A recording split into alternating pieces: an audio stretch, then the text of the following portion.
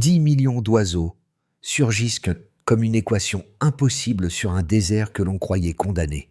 Et pourtant, le pari tient. Sous la lumière âpre du Sahel, Ibrahim Traoré affirme que la souveraineté peut naître d'ailes robustes plutôt que de machines coûteuses incapables d'apprivoiser le sable.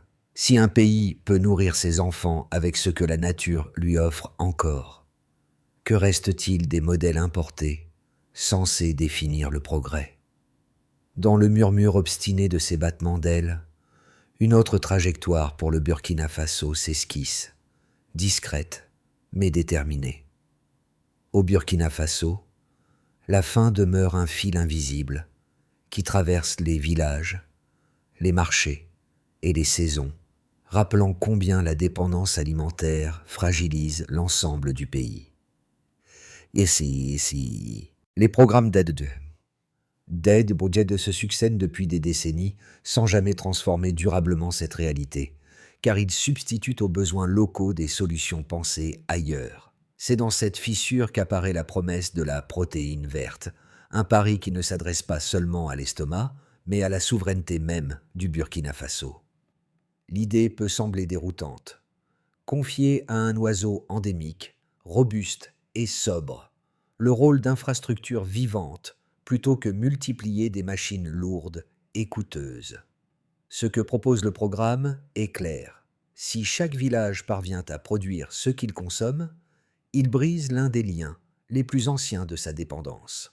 La promesse n'est donc pas seulement nutritionnelle, mais politique, sociale et symbolique. Dans un monde obsédé par les courbes du PIB et les modèles de croissance uniformes, cette initiative repose une question simple.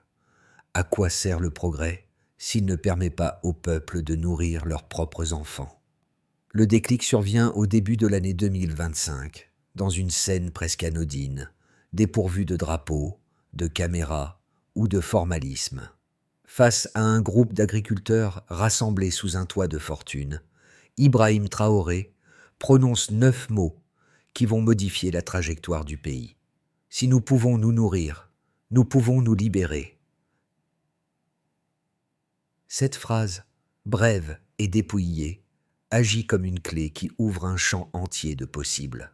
Elle scelle la naissance officielle du programme Protéines vertes, une stratégie de 5 ans destinée à déployer 10 millions de pintades à travers les villages, les coopératives et les zones désertiques du Burkina Faso.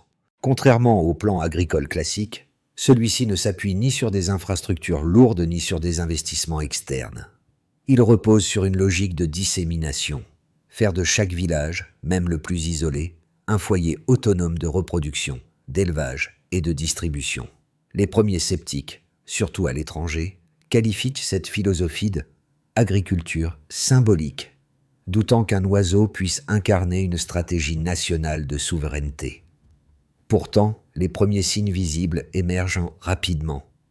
Dans plusieurs zones du Sahel, les sables fissurés accueillent des enclos de fortune, montés à la main, où des familles apprennent à gérer des couvées, à surveiller les cycles de reproduction et à vendre les premiers œufs sur les marchés locaux. Cette dynamique s'accompagne d'un glissement perceptible. Le programme cesse d'être perçu comme une idée poétique pour devenir un outil concret d'autonomie économique. Les marchés, autrefois dépendants de camions d'aide, commencent à proposer des produits issus des élevages villageois. La relation entre les habitants et leur environnement se transforme elle aussi.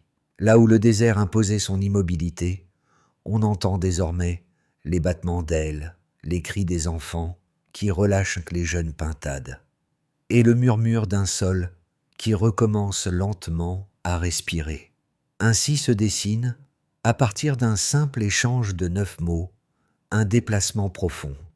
Non pas une révolution spectaculaire, mais la réactivation progressive d'un pays décidé à reprendre la main. Dans le nord du Burkina Faso, la protéine verte prend d'abord la forme de gestes modestes réalisés dans des villages comme Dorikaya ou Arbinda. Là, des familles transforment des abris de fortune en espaces d'expérimentation où chaque œuf devient un engagement collectif. Sous la supervision d'agronomes formés rapidement, les habitants apprennent à reconnaître les cycles de reproduction, à protéger les couvées contre la chaleur et à improviser des structures d'enclos avec les matériaux disponibles. Pour beaucoup, ce n'est pas seulement un apprentissage technique, mais une manière de reprendre une maîtrise longtemps perdue sur leur propre environnement. Les enfants jouent un rôle inattendu dans cette dynamique. Ils observent les premiers poussins éclore, les suivent au pied des enclos et participent à leur manière à la vitalité du projet. Leur rire, devenu familier au lever du jour, remplace peu à peu le silence des saisons mortes. Les villageois les surnomment bientôt les oiseaux de liberté, car ces pintades résistent à la chaleur, se nourrissent d'insectes destructeurs et demandent à sens très peu d'entretien. Elles s'intègrent naturellement au rythme du désert, et leur présence redonne à la terre un mouvement que l'on pensait disparu.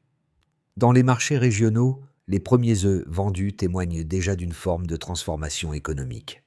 Les foyers n'attendent donc plus systématiquement les camions d'aide pour compléter leurs repas. Les coopératives, encore fragiles, commençant à structurer des réseaux d'échange. Au-delà des chiffres, c'est une atmosphère qui change. Le village n'est plus un lieu où l'on subit, mais un espace où l'on construit. Cette mutation discrète sert de fil conducteur au projet et incarne l'idée que l'autonomie peut naître de gestes simples, répétés avec patience et conviction. Sur sa subsistance, le lancement officiel de la protéine verte en 2025 ressemble d'abord à une initiative modeste. Quelques villages impliqués, quelques centaines d'œufs distribués, quelques agronomes mobilisés dans l'urgence. Pourtant, dès les premières semaines, la dynamique change d'échelle. Les populations locales, habituées depuis longtemps aux promesses lointaines, reconnaissent dans cette proposition quelque chose de différent. Une action dont elles peuvent suivre chaque étape, contrôler le rythme et mesurer les effets, presque immédiatement. La première vague d'éclosion agit comme un signal. Dans plusieurs zones du Sahel, les habitants voient les couvées grandir malgré la chaleur, survivre aux insectes et s'adapter à un terrain que la plupart des bêtes importées avaient toujours redouté. À mesure que les premiers mois passent, l'initiative cesse d'être perçue comme un projet expérimental. Les coopératives se multiplient naturellement. Dans un village, une famille organise la garde des enclos. Dans un autre, des jeunes construisent des abris de fortune avec des branchages. Ailleurs, des femmes mettent en place un système d'échange fondé sur les œufs pondus, qui deviennent progressivement une forme de micro-monnaie. Cette montée en puissance ne vient pas d'un ordre centralisé, mais de la logique interne du programme. Dès qu'un foyer possède une dizaine d'oiseaux, il peut en reproduire plusieurs dizaines d'autres, créant une croissance organique qui échappe aux modèles industriels habituels. Les analystes étrangers s'étonnent de cette accélération. Ils s'attendaient à voir des contraintes logistiques ralentir la progression. Manque de matériel, faiblesse des infrastructures, absence de financement extérieur. Pourtant, le mouvement avance sans ces éléments, précisément parce qu'il ne dépend pas d'eux. Dans de nombreux villages, les coopératives s'organisent autour d'un principe simple. Partager ce qui fonctionne, réduire ce qui échoue, réinvestir immédiatement ce qui a porté ses preuves. C'est ainsi qu'en quelques mois, plus de 600 couvoirs artisanaux apparaissent, construits presque exclusivement à la main. Cette expansion s'accompagne d'effets mesurables. La dépendance alimentaire diminue dans plusieurs zones rurales. Les pertes de bétail dus aux insectes baissent également, car les pintades jouent le rôle de régulateur naturel. Dans les marchés régionaux, la présence d'œufs locaux et de petites quantités de viande issues des élevages villageois modifie progressivement l'offre. Ce ne sont pas encore des volumes capables de transformer l'ensemble de l'économie, mais ils suffisent à créer un changement d'habitude. On achète local, on produit local, on échange local. Cette étape marque un tournant symbolique dans la perception du projet. Ce qui passait pour une initiative poétique ou folklorique prend la forme d'une stratégie viable. Les observateurs étrangers, qui avaient ironisé sur des oiseaux contre la faim, constatent que la progression se fait sans subvention massive et sans dépendance technologique. Dans les villages, les habitants y voient surtout une récupération de leur autonomie. Ils n'attendent plus les camions d'aide pour compléter leurs repas et commencent à envisager la possibilité d'un futur où la nourriture ne sera plus une source d'inquiétude permanente. L'événement le plus marquant reste sans doute l'émergence d'un récit commun. Des marchés au cours d'école, des enclos improvisés, aux radios locales, une idée s'installe. La souveraineté peut commencer par un geste minuscule, répété à l'échelle du pays. La protéine verte n'est plus seulement un plan gouvernemental. Elle devient une dynamique sociale dont chaque village compose une page. Au milieu de l'année, les premiers rapports officiels commencent à adresser un tableau précis de l'évolution du programme. Ils confirment une tendance que les marchés et les villages avaient déjà ressentie. La dépendance alimentaire des zones rurales diminue d'environ 12% en 6 mois. Ce pourcentage, qui pourrait sembler modeste à l'échelle d'un pays entier, représente pourtant une transformation profonde dans les régions où chaque variation se traduit immédiatement en repas, en sécurité et en stabilité. Les foyers, autrefois vulnérables aux retards de décargaison ou aux fluctuations des prix, voient leur stock durer plus longtemps et les périodes d'incertitude se réduire. Un deuxième indicateur attire l'attention. Le revenu moyen des ménages agricoles augmente de près de 8%. Là encore, la progression paraît limitée pour les observateurs étrangers, mais elle correspond à un basculement concret pour les familles rurales. Avec cet excédent, elles peuvent acheter des outils, financer des matériaux pour renforcer les clôtures ou conserver une petite part d'œufs destinée à l'échange. Ce sont ces améliorations, souvent invisibles dans les grandes analyses économiques, qui structurent la résilience d'un territoire.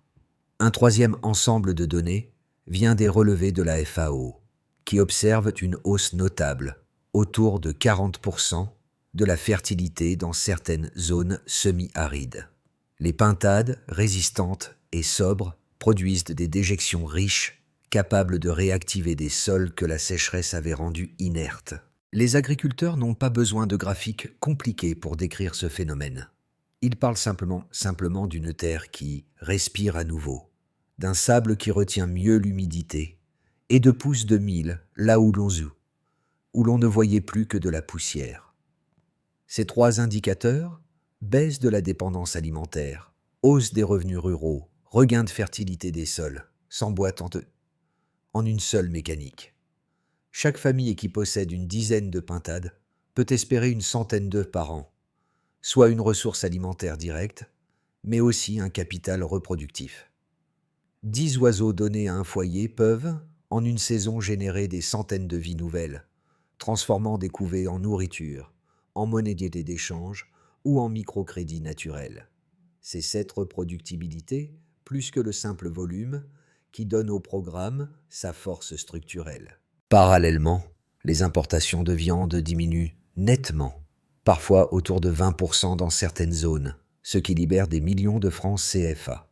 Cet argent, qui auparavant quittait systématiquement le pays, est réinjecté dans des projets locaux, puis petits équipements. Réseau d'échanges villageois. Les jeunes diplômés commencent même à concevoir des incubateurs artisanaux, preuve que l'innovation peut naître d'un besoin réel, plutôt que d'un modèle importé.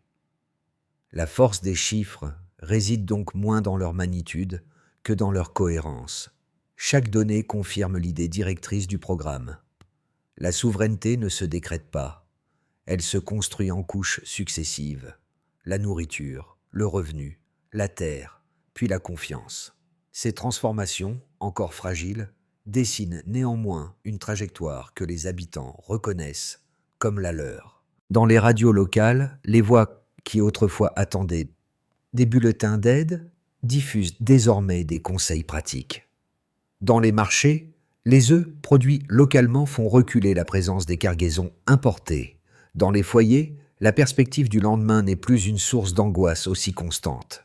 Ainsi se forme la preuve la plus solide, une souveraineté qui repose sur des données simples, reproductibles et directement issues de la vie quotidienne. Les critiques à l'égard de la protéine verte ne disparaissent pas. À mesure que les résultats s'accumulent, elles se renforcent même, portées par des observateurs qui cherchent à confronter le modèle burkinabé à des cadres d'analyse classiques. La première objection, fréquente chez plusieurs économistes européens, concerne la capacité réelle d'un élevage disséminé à nourrir une nation entière. Selon eux, un modèle qui repose sur des milliers de petits couvoirs sans infrastructure centrale ne peut garantir une production stable à long terme. Ils redoutent un essoufflement dès que les conditions climatiques se durcissent ou que la reproduction ralentit. Pour ces spécialistes, l'efficacité passe par la concentration, la standardisation et la mécanisation. 3 éléments que le Burkina Faso ne cherche pas à imiter. La deuxième objection porte sur l'écologie même du système. Certains analystes affirment qu'une seule espèce ne peut soutenir un processus de régénération durable du Sahel. Ils craignent qu'une dépendance excessive aux pintades expose le pays, risque de déséquilibre biologique ou à une vulnérabilité accrue en cas de maladie ou de perturbations migratoires. Leurs critiques, formulées avec un certain sérieux, soulignent que la restauration des sols et l'autonomie alimentaire ne peuvent reposer sur un seul pilier. Ces objections trouvent un écho jusque dans certaines sphères administratives du pays. Quelques ministres craignent une perte de contrôle sur un projet devenu trop décentralisé. Comment superviser des centaines de coopératives autonomes? Comment harmoniser les méthodes? Comment éviter les dérives locales? Ils redoutent que la souplesse même du programme devienne sa fragilité. La réponse portée par les partisans du modèle, et souvent rappelée par Ibrahim Traoré, ne cherche pas à balayer ces critiques, mais à les réencadrer. Le programme n'a jamais été conçu comme une solution industrielle, mais comme un écosystème d'apprentissage où la pintade n'est pas une fin en soi, mais un instrument de coordination. Chaque village apprend, ajuste, corrige. La diversité des pratiques locales crée une résilience que les modèles centralisés peinent à obtenir. L'objectif n'est pas de remplacer l'industrie par un oiseau, mais de restaurer une capacité collective à nourrir, échanger et transmettre. Une compétence qui ne s'épuise pas avec un cycle climatique. Le désert bouge. Cette formule, prononcée avec calme par Ibrahim Traoré, sert de pivot narratif autant que de point d'inflexion concret pour la protéine verte. À ce stade du programme, les effets ne sont plus seulement visibles dans les enclos ou sur les marchés, mais dans les trajectoires même du paysage. Les satellites enregistrent d'étranges lignes de végétation suivant les déplacements des oiseaux. Les scientifiques, d'abord sceptiques, observent une hausse de l'humidité des sols et un léger recul de leur température dans certaines zones. Ce ne sont pas encore des transformations spectaculaires, mais elles suffisent à modifier la manière dont les villageois interprètent ce qui se passe autour d'eux. Pour les habitants du Sahel, ces signes constituent une forme de langage. Le désert ne se contente plus de survivre, il répond. Les hommes et les femmes qui nourrissent les couvées voient dans ces stries vertes la preuve que leurs gestes, modestes mais répétés, finissent par peser sur l'environnement. À mi-parcours, la protéine verte cesse d'être une simple politique agricole. Elle devient un récit vécu, une fable tangible que chaque village contribue à écrire. Le programme entre alors dans une phase où la symbolique et la matière commencent à se confondre. Dans les villages ruraux du Burkina Faso, les effets de la protéine verte se font sentir de manière directe et tangible. Là où les marchés restaient autrefois silencieux, faute de produits locaux, un rythme nouveau apparaît. Les œufs s'échangent dès l'aube. La viande séchée circule entre familles. Les plumes deviennent un matériau recherché pour l'isolation des toits. Les foyers qui disposaient de très peu de ressources voient leur quotidien s'améliorer.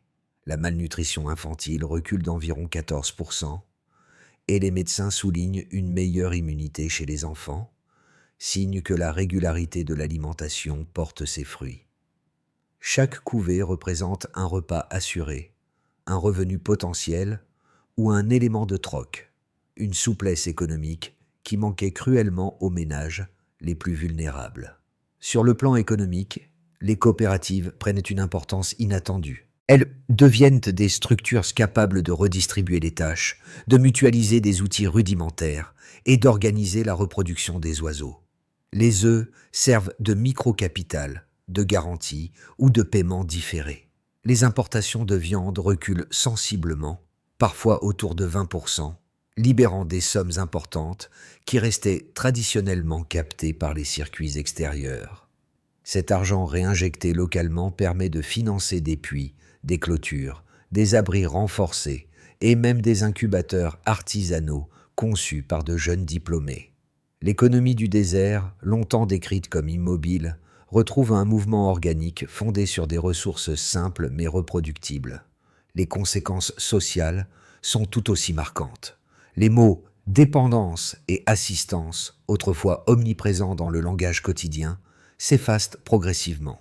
Les habitants parlent désormais de cycles, de saisons, de souveraineté retrouvée. Le geste de nourrir devient un geste politique. Dans les radios locales, les bulletins d'aide sont remplacés par des conseils d'élevage.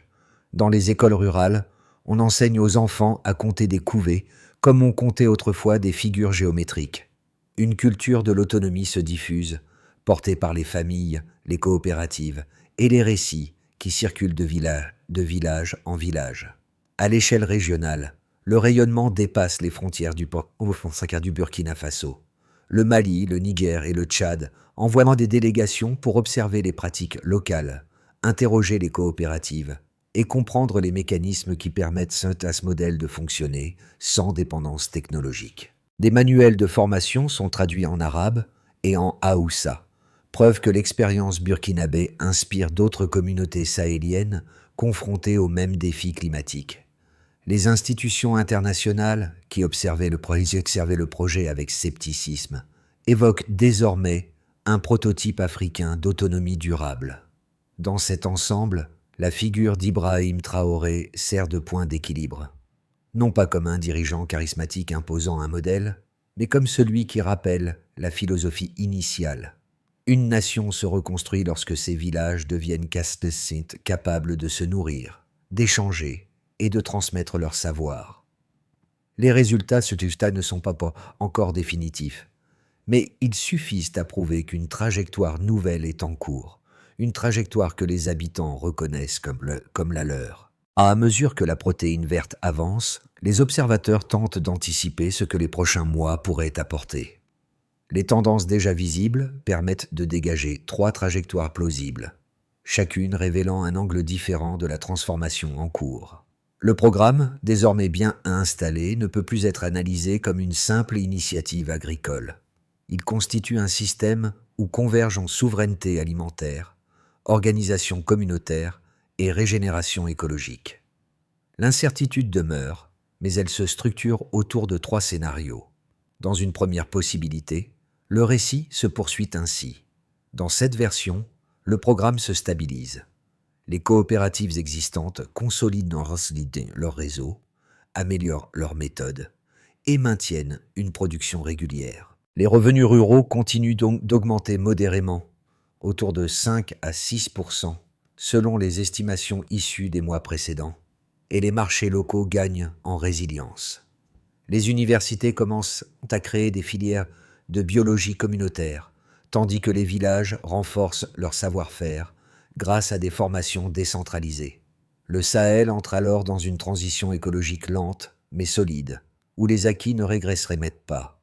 Dans une vision plus favorable, on peut imaginer que les voisins du Burkina Faso, impressionnés par les résultats obtenus sans dépendance technologique, adoptent progressivement des versions locales du modèle.